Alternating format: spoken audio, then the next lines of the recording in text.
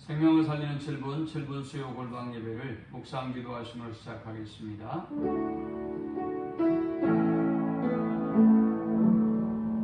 하나님 감사합니다. 수요 예배로 우리를 부르시고 예배할 수 있는 은혜 주심을 감사합니다. 한 사람 한 사람 하나님이 만나 주시고 주의 임재와 영광을 경험하는 은혜의 시간이 되도록 인도하여 주옵소서. 주의 말씀과 성령으로 저들에게 새 힘을 주시고 새 은혜를 주시며 그리스도의 강한 군대로 거듭나는 시간이 되도록 인도하여 주옵소서. 주님의 은혜로 충만한 시간이 되도록 한 사람 한 사람을 만나 주옵소서. 예수님의 이름으로 기도합니다. 아멘. 찬송 187장 드리겠습니다.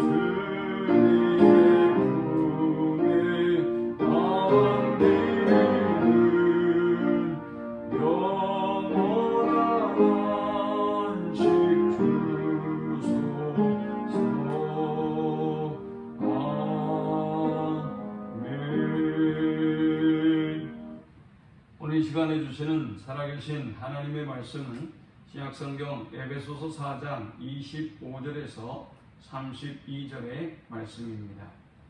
그런즉 거짓을 버리고 각각 그 이웃과 더불어 참된 것을 말하라. 이는 우리가 서로 지체가 됩니다. 분을 내어도 죄를 짓지 말며 해가 지도록 분을 품지 말고 마귀에게 틈을 주지 말라. 도둑질하는 자는 다시 도둑질하지 말고 돌이켜 가난한 자에게 구제할 수 있도록 자기 손으로 수고하여 선한 일을 하라. 무릇 더러운 말은 너희 입 밖에도 내지 말고 오직 덕을 세우는 데 소용되는 대로 선한 말을 하여 듣는 자들에게 은혜를 끼치게 하라. 하나님의 성령을 근심하게 하지 말라. 그 안에서 너희가 구원의 날까지 인치심을 받았느니라. 너희는 모든 악독과 노함과 분냄과 떠드는 것과 비방하는 것을 모든 악의와 함께 버리고 서로 친절하게 하며 불쌍히 여기며 서로 용서하기를 하나님이 그리스도 안에서 너희를 용서하심과 같이 하라. 아멘. 하나님의 은혜로 거듭남을 입은 하나님의 자녀들은 이제 어떤 삶을 살아야 할까요? 사도 바울은 4장을 통해서 성령의 하나 되게 하신 것을 힘써 지키며 머리신 그리스도를 중심으로 하나님의 몸인 교회를 온전하게 세워가야 한다라고 권면합니다. 이제는 옛 사람을 벗어버리고 새 사람을 입어서 심령으로부터 새롭게 되어 하나님을 따라 의와 진리의 거룩함으로 지으심을 받은 새 사람으로 입어라 라고 권면하고 있습니다. 그리고 마지막 세 번째는 하나님을 본받는 삶을 살아갈 것을 권면합니다. 성령의 전인 우리는 이제 하나님을 근심하게 하지 말고 성령을 근심하게 하지 말고 하나님 기뻐하는 삶을 살아가야 한다라는 것입니다. 하나님을 본받는 하나님을 기뻐하는 삶은 어떤 삶일까요? 먼저 첫 번째는 거짓을 버리고 참된 것을 말하는 삶입니다. 이웃을 속이고 거짓과 괴계와 또 속임으로 일삼았던 우리의 삶을 벗어버리고 이제는 하나님의 자녀답게 참된 것을 생각하고 참된 것을 말하는 삶을 살아가야 하나님을 본받는 자 된 성도의 삶을 사는 것이라는 말씀입니다. 두 번째는 해가 지도록 분을 품지 말라라고 말씀합니다. 26절에 분을 내어도 죄를 짓지 말며 해가 지도록 분을 품지 말고 했습니다. 우리가 아무리 성령으로 거듭났다 할지라도 하루를 살아가면서 수없이 많은 마음이 상하는 일들을 경험하게 됩니다. 이러한 때 우리가 이 분노의 감정을 해가 지도록 품어서는 안 된다는 것입니다. 우리가 그렇게 분노의 감정을 해가 지도록 품었을 경우에 사탄이 우리의 영혼을 틈타서 하나님이 기뻐하지 못하도록 우리를 만들기 때문입니다.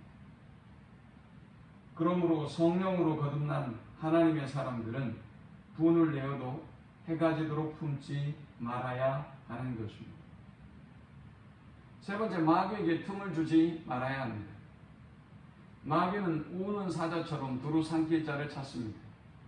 그런 마귀에게 우리가 거짓을 품든 아니면 분노를 행하든 아니면 악한 일을 하든 마귀가 우리의 영혼에 틈타지 못하도록 우리는 깨어 근신하며 기도해야 하는 것입니다. 하나님을 본받는 하나님이 기뻐하는 삶은 마귀에게 틈을 주지 않는 삶입니다.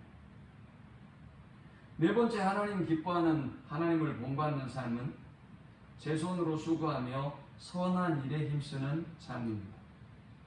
28절에 도둑질하는 자는 다시 도둑질하지 말고 돌이켜 가난한 자에게 구제할 수 있도록 자기 손으로 수고하여 선한 일을 하라 했습니다. 이제는 정직하게 자기 손으로 수고하는 삶을 살아가야 한다는 것입니다. 도둑질, 남의 물건을 훔치고 절도하거나 혹은 정당한 일을 하지 아니하고 이득을 취하는 것을 말합니다. 하나님은 하나님의 자녀들이 이러한 부당한 이득을 취하기를 원치 않습니다. 그러므로 선한 일에 힘쓰는 삶을 살아가야 하는 것입니다. 또 다섯 번째, 더러운 말은 입 밖에도 내지 말고 덕을 세우는 선한 말을 하라라는 것입니다. 29절에 무릇 더러운 말은 너희 입 밖에도 내지 말고 오직 덕을 세우는 데 소용되는 대로 선한 말을 하여 듣는 자들에게 은혜를 끼치게 하라 했습니다. 말이라고 하는 것은 우리의 내면으로부터 나오는 것입니다. 우리가 말을 내뱉기 전에는 우리가 말을 절제할 수 있고 자신만 그 생각에 영향을 받지만 그러나 그것이 그 생각이 언어로 표출돼서 밖으로 표현되는 순간 나뿐만이 아니라 주변에 있는 많은 사람들이 그 말에 영향을 받게 됩니다.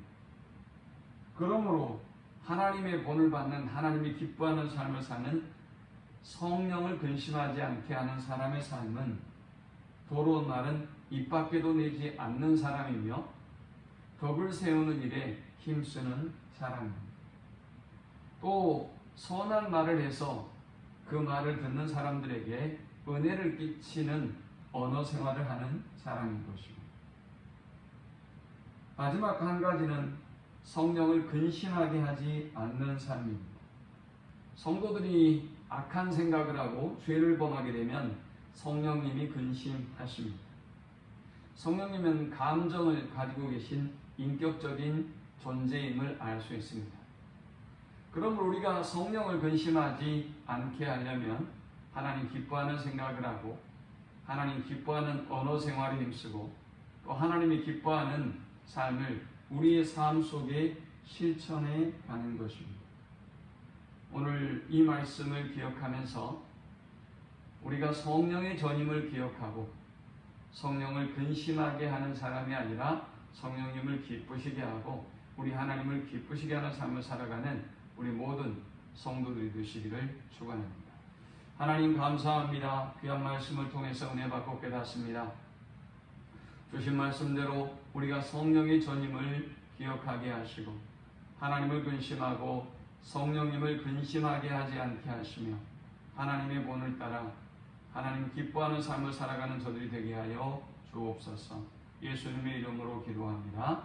아멘. 지금은 우리 주 예수 그리스도의 크신 은혜와 성부 하나님의 그 크신 사랑과 성령의 노보 교통 충만케 하심이 하나님이 기뻐하는 생각을 하고 하나님 기뻐하는 덕을 세우는 언어 생활에 힘쓰며 또 우리의 삶을 통해서 하나님의 영광을 위하여 살기를 소망하는 모든 주의 백성들의 머리 위에 지금부터 영원토록 함께 있을지어다. 아멘.